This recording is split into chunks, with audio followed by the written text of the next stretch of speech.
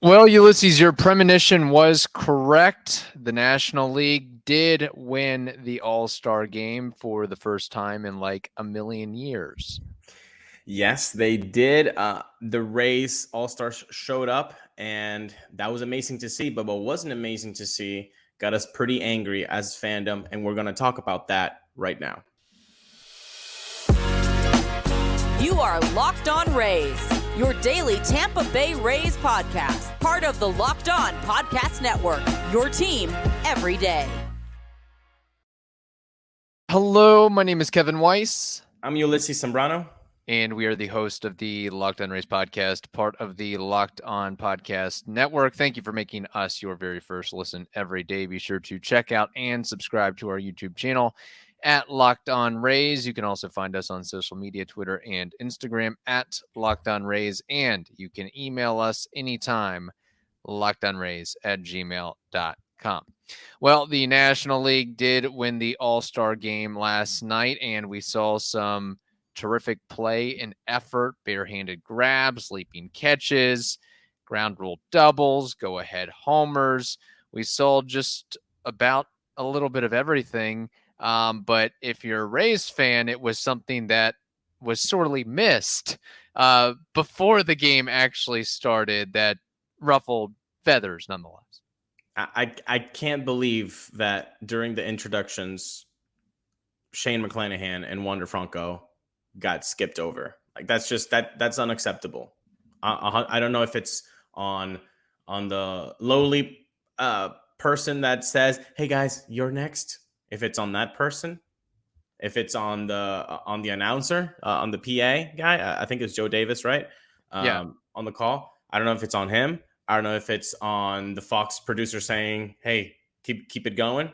I don't know who it is, but somebody's at fault, and that just can't happen. That just can't happen. How do you not know that the hometown All-Stars are going to get a bigger ovation than other All-Stars? How are you not prepared for that?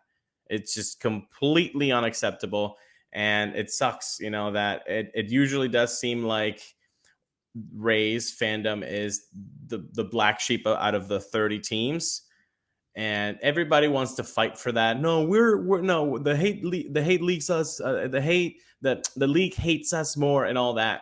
Mm-hmm. I think it's I don't know how many other franchises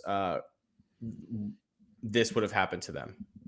So did the Rays players even get a chance to walk out onto the red carpet? Yeah, okay, because I missed that part. Yeah, anybody could have missed it. Anybody could have missed it. But when the Seattle Mariners were getting that ovation, they were taking a little bit longer time. There's a quick overhead view of two players coming after them on the red carpet. They didn't even get like a full frontal shot of them. You just saw little two figures from overhead walking on the red carpet, and now it's Shane and Wander. Just not acceptable, man. Yeah, certainly not. Now, is this as bad or worse than what happened a couple years ago with Brandon Lau, his name being called Brandon Lowe by, who was the broadcaster? Joe Buck?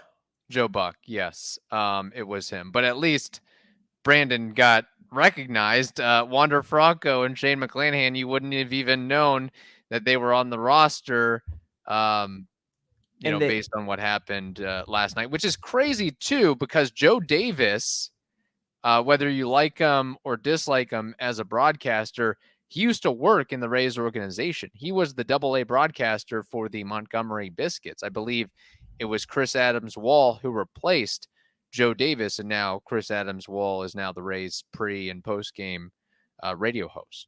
And I just, even worse, though, I mean, you put that on top of that, but even worse, ninth inning, it's a one-run game. Wander Franco is getting his first at-bat.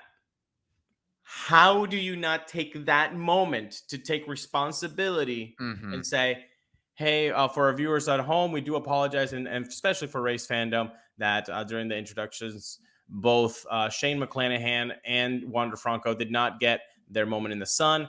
They are the Rays representatives besides Yandy Diaz and Randy Arozarena, and we apologize for that mishap. Yeah. 12 seconds, 20 seconds. It's not that hard. It's Right. not that hard. So shame on them for that. It's disappointing because overall the Rays did pretty great. Yeah, well, that's the thing is that I feel like that moment, the mishap and not recognizing Franco and McClanahan, it is a larger cloud beyond what Yandy did with the home run and what Randy Arozarena did with the great leaping catch. Like, there were moments there for Rays players. In fact, Yandy Diaz, if we're going back in the history books and the trivia archives, only Mike Zunino and Carl Crawford, those are the only Rays players to have homered in an all-star game. So there were moments to be had and moments to go around, but that is totally and utterly, I think, overshadowed by the pregame festivities, if you will. Yeah, 100%, and that sucks. That has to be the case. But yeah, good for Yandy Diaz to go deep. Great catch by Randy in the first inning, getting it started there. Then gets a hit, promptly gets caught stealing, but you got to do what you got to do. So good on them. And Wander made it interesting there in the ninth with a very good battle in the ninth inning. I think he saw 9-10 pitches against Kimbrel. Looked good. Took him warning track power there. But no, I think the Rays Nation should be really happy about how the Rays performed in the Home Run Derby and the All-Star game. We were very well represented.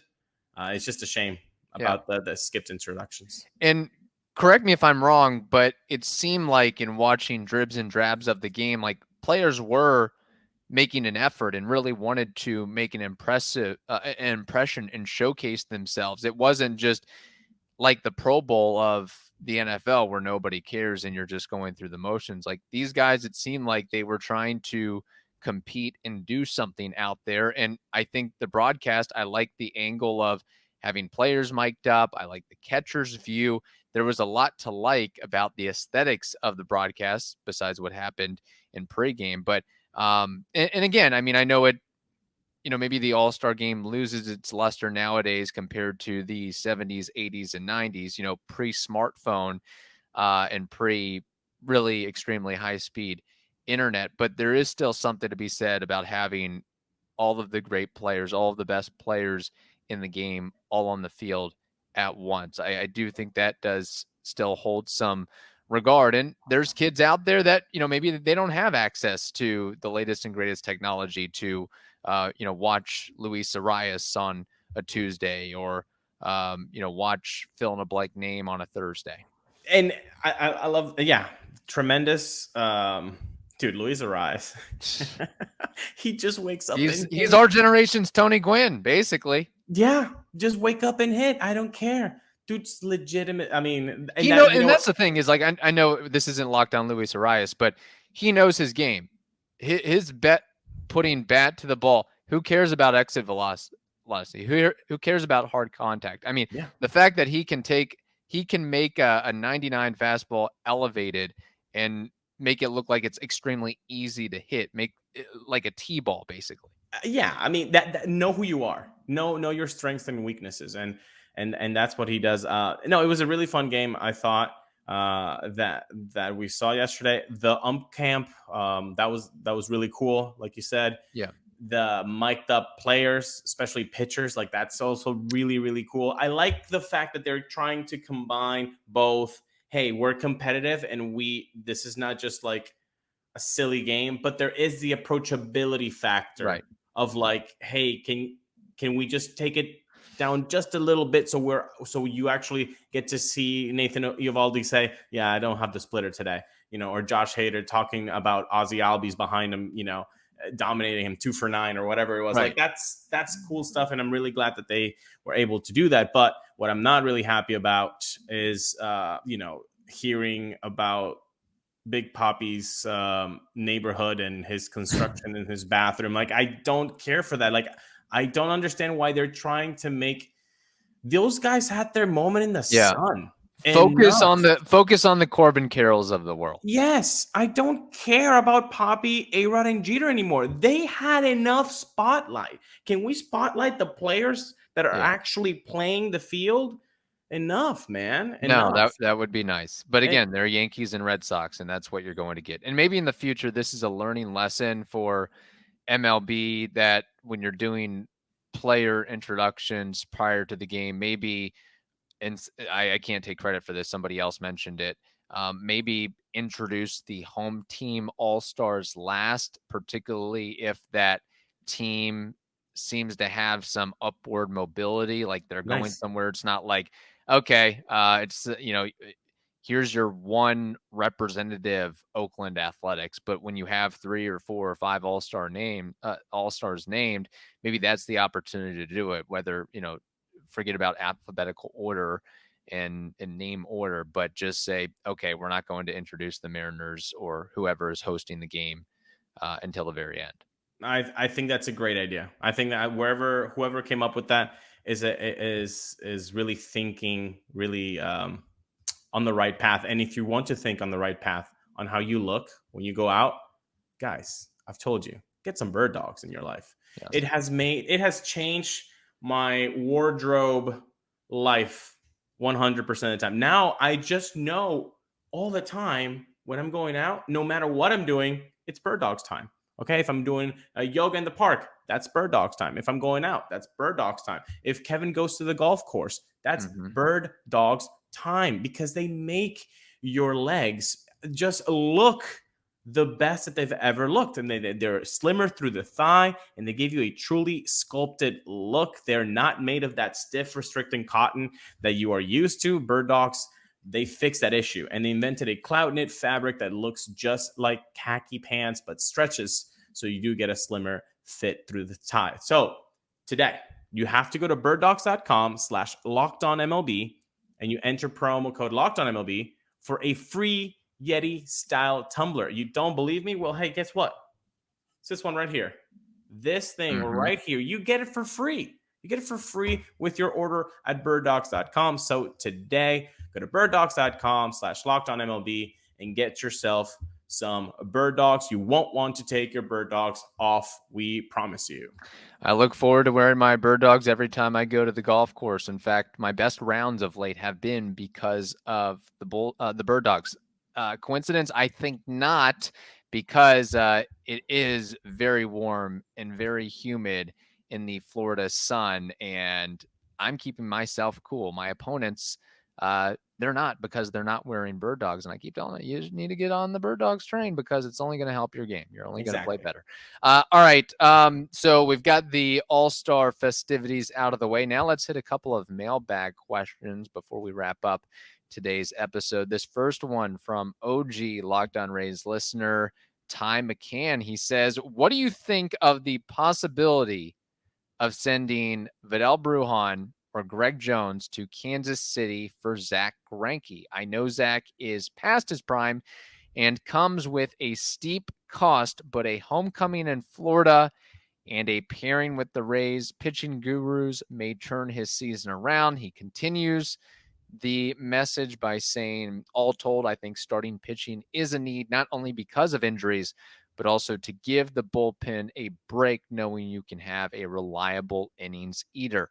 Greinke could fill that need, is a buy low candidate, and brings another veteran presence to the rotation. Very cool. Thank you, Ty, for bringing that up. Yes. Definitely buy low candidate. He's not having the greatest of seasons. Zach and Greinke. He's now on the injured list, for the record. He's now on the IL. Shoulder. Breaking news, shoulder. So probably not then, if this is what's happening. Did he just go on the IL as I believe, recording? Yeah, he just went on the IL 6 days ago. Oh, okay. Then we had this one in the pocket for a little bit on the mailbag. Shoulder tendonitis, so it might not keep him out for too long. No, is that okay? Okay. Shoulder tendonitis. I would think like maybe just fatigue. An injection or two, maybe a little breather, maybe saving him up for the trade deadline. Maybe that's part of it too. The Royals, the phantom IL of, hey, we don't want to risk hurting a possible, as minor or major as it may be, trade chip. So let's put him on the shelf a little bit and get him to full strength. Pros, definitely veteran leadership. Love that.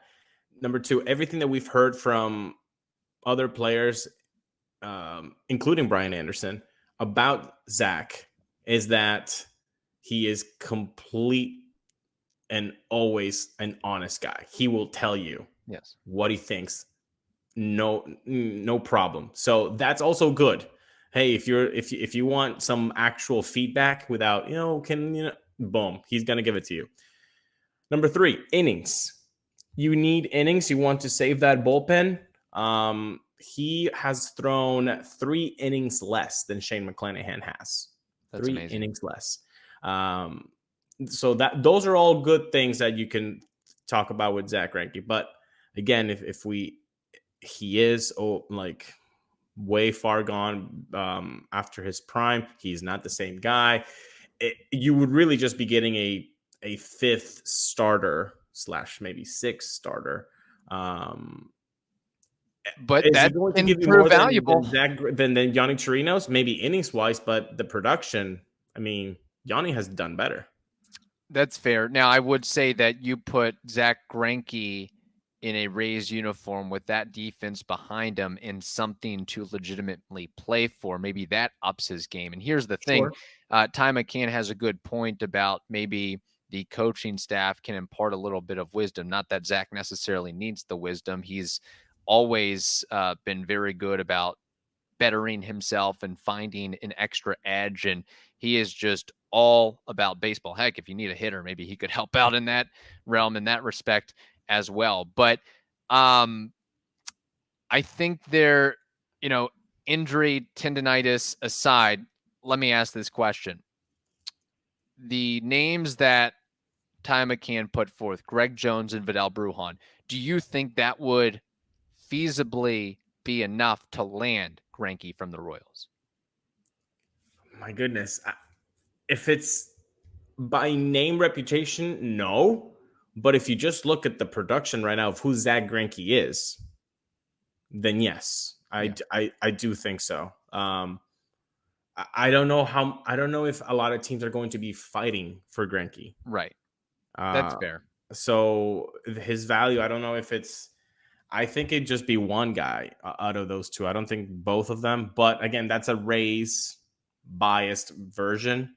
Maybe the Royals are like, hell no, we're not just going to give you Greinke, because they also, you do have to take into consideration the fact that he is Zach Greinke, a Cy Young Award winner who can really help a young pitching staff like the Rays, who will probably get better with the Rays.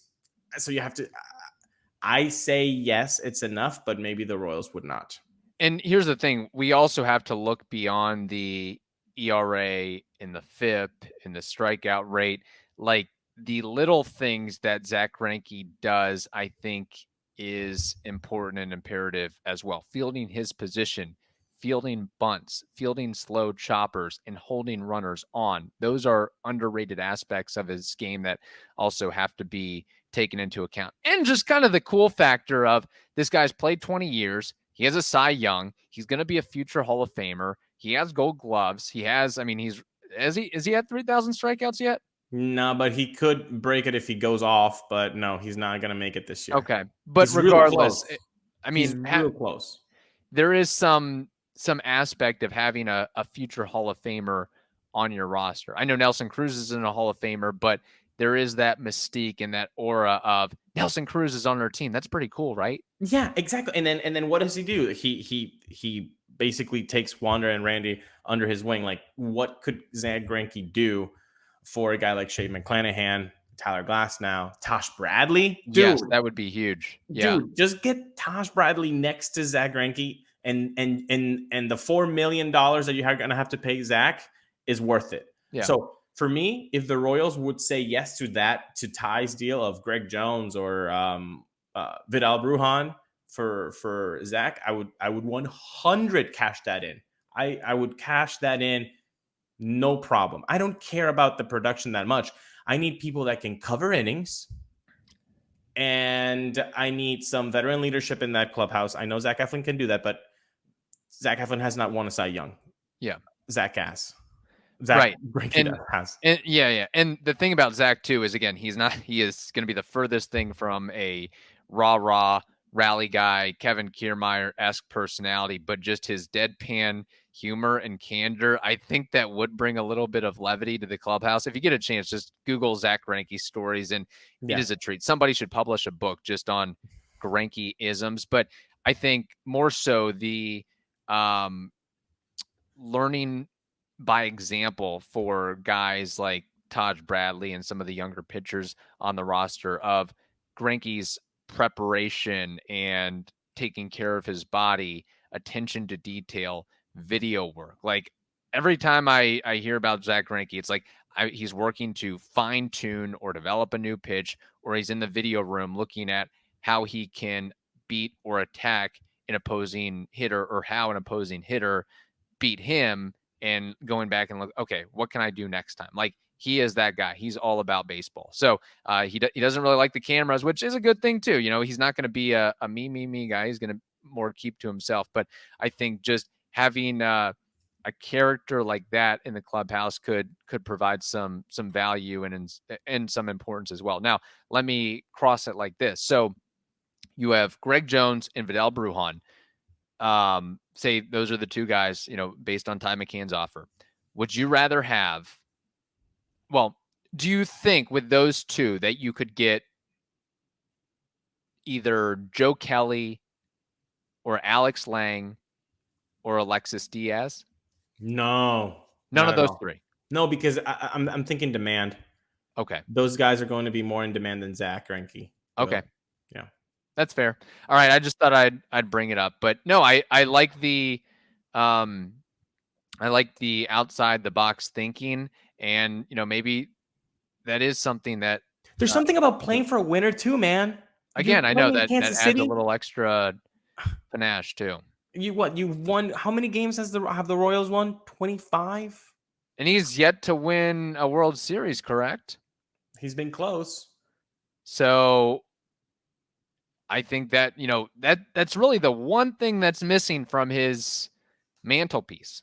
And he would do it with a team that's right next to home. I mean, I'm in. I know you're in, but I know that some Rays fans that just look at numbers on the spreadsheet are like combusting right now. Yeah, probably. All right. But no, great question, Ty. That's a fun little nugget there. We'll have to see what takes place with all that. In the meantime, we have to tell you something very important, and that is this. Whether you're dealing with decisions around your career, relationships, or anything else, therapy helps you stay connected to what you really want while you navigate life, so you can move forward with confidence and excitement. So if you're thinking of starting therapy, you should give BetterHelp a try. It's entirely online. It's designed to be convenient, flexible, and suited to your schedule. Just fill out a brief questionnaire to get matched with a licensed therapist and switch therapist anytime with no additional charge. So let therapy be your map with BetterHelp. Visit betterhelp.com/LockedOnMLB today to get 10% off your first month. That's BetterHelp, HELP.com/LockedOnMLB. I'll say it one more time. BetterHelp.com/LockedOnMLB. All right, we have one more mailbag question to get to, and then we do plan on doing a full-fledged mailbag episode later on this week as well. This one from another OG listener by the name of Austin Holloway. He says, little multiple choice on Jonathan Aranda's future with the club. Is he on the roster on August 2nd, 2023? And how will he contribute between now and then? Yes, he's tearing it up. Yes, but he's struggling. No, he's sent down due to roster crunch. No, he's sent down due to performance. Or no, he's traded for who? So there's 5 options there. Well, first of all, great creative question by Austin. He always gives us some good ones, so thank you for that.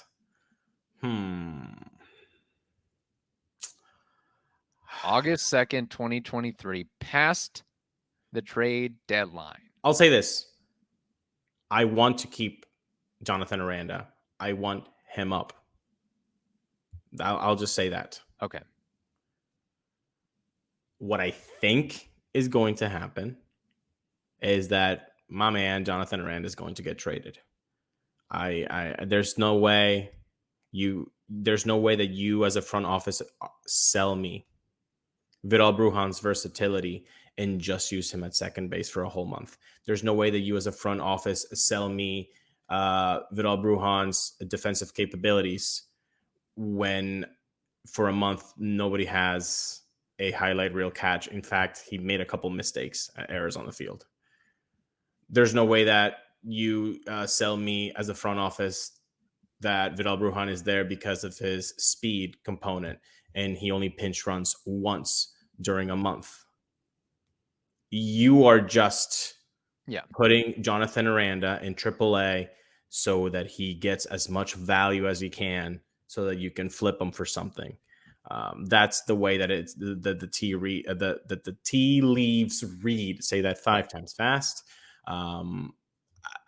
There's just no way that he doesn't get traded. I think that's the way to go. Unfortunately, for the record, Jonathan Aranda was optioned to AAA Durham on Tuesday, according to Trisha Whitaker. So I'm going to say this. Well, let me first ask you a question. Would you trade Jonathan Aranda and Greg Jones for Zach Greinke, or is that too much in your eyes? Way too much. Way. But would you trade those two for those other names I mentioned? Be it Alexis Diaz? If Jonathan Aranda and Greg Jones / Vidal Brujan get me Alexis Diaz, sign me the F up, man. Sign me up.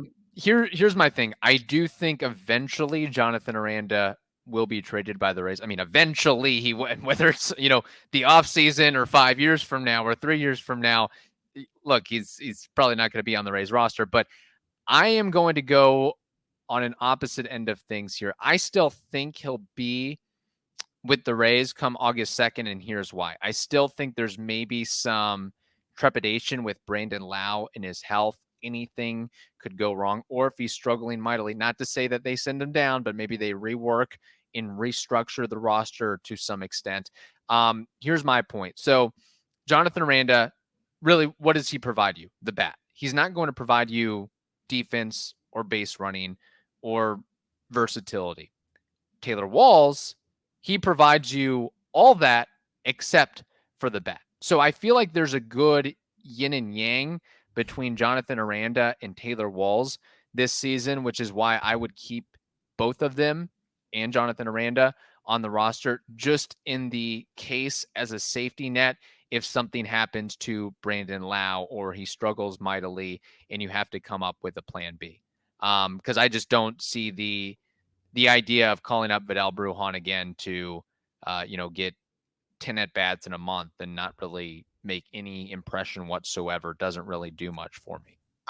I like where your head's at, and I really do want to stress the point. For a month, people, they sold his versatility, defense, and speed. He only played second base. That negates the versatility. He only pinch ran once. That negates the speed. And he didn't have a highlight reel catch, so that negates the defense aspect. So I'm with you. I think you need a bat there if Brandon Lau does not, or somebody else goes on the injured list. What happens to Luke Raley or Harold Ramirez or somebody, or Josh Lowe? So I guess to answer Austin Holloway's question, I mean, a lot can happen in a couple of weeks' time between the end of the All-Star break and right after the trade deadline. So I will say, yes, Jonathan Aranda will be in a big league uniform come August 2nd. Not to say he's going to be. So wait.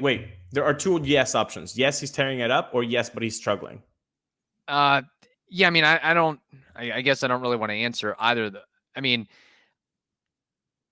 don't know if he's going to be tearing it up or struggling. I think he's just going to sort of hold fort. So August 2nd, he's with the Rays. I mean, what's your definition of tearing it up, and what's your definition of struggling? I mean, is tearing it up, a 740 OPS? No, I think tearing it up would be 100 WRC plus. Okay, sure. I'll say yes, he's tearing it up. But I would not say it's the same tearing it up as what Josh Lowe has done this year. What Luke Rayleigh has done that's tearing it up for sure. Yeah, you're right. Yeah, that's tearing it up. He's doing enough to stay on the big league roster. Exactly. Enough to be, to be in a big 105, 110 WRC plus. That'd be nice to see. Yeah. But I really do hope you're right and that he doesn't get traded. That the bats do not come easily for the Rays. This is a real bat. The guy has shown that he can hit in every minor league step. So hopefully that can happen. And I'm hoping sent down by roster crunch. That's hopefully what will happen, so that he's still in the organization. But I do think that he has built up enough value that he will get traded for something like, and bear with me, people, Fireisen, Rasmussen type trade deal. A couple relievers that they look good on the Savant page, but nobody really knows of them. They might turn them into something else. That is what I'm seeing from the Rays that they could do with Jonathan Aranda. How many people knew or talked about Nick Anderson when he was with the Marlins? Exactly. Before he got to the Rays. Exactly. So just put that in the back of your heads as well. All right, great questions there from Ty McCann and Austin Holloway. We have more mailbag questions to sift through, including a voice memo later on this week as well. So in the meantime, hope you all have a wonderful day. Stay safe, and we will talk to you tomorrow.